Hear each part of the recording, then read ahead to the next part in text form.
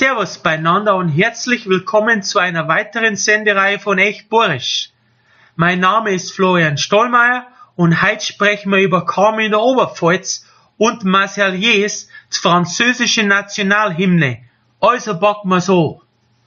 Die Marseillaise wurde am 26. April 1792 vom französischen Komponisten Claude-Joseph Rocher de Lisle in Straßburg komponiert und dem französischen Marschall, dem Grafen Nikolaus von Luckner, gewidmet. Der gebürtige Oberpfälzer aus Cham war Oberbefehlshaber der Rheinarmee. Deshalb war der Originaltitel der Marseillaise Kriegslied für die Rheinarmee. Nikolaus von Luckner wurde am 12. Januar 1722 in Cham in der Oberpfalz in bürgerlichen Verhältnissen geboren. Der Vater war Gastwirt und Bierbrauer und die liebe Mutter kam aus Kötzting. Durch Fleiß und militärische Erfolge wurde Nikolaus von Luckner in den Adelsstand erhoben. 1790 trat er in französische Dienste und wurde ein Jahr später als Marschall von Frankreich ernannt. 1792 war er Oberbefehlshaber der französischen Rheinarmee.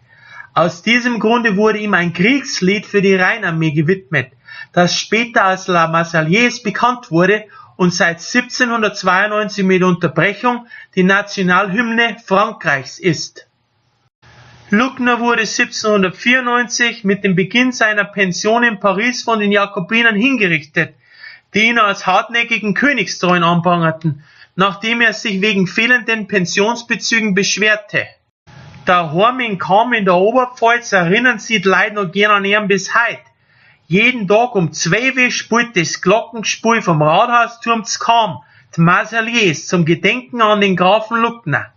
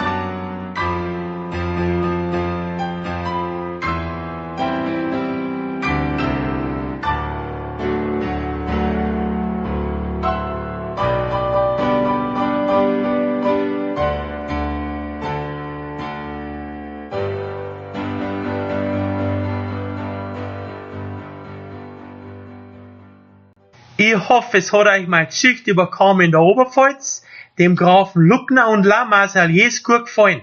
Weißt schon, wie es ist. Ich darf mich schon wirklich über ein von euch freuen. Servus und für Gott. Euer Florian Stollmeier.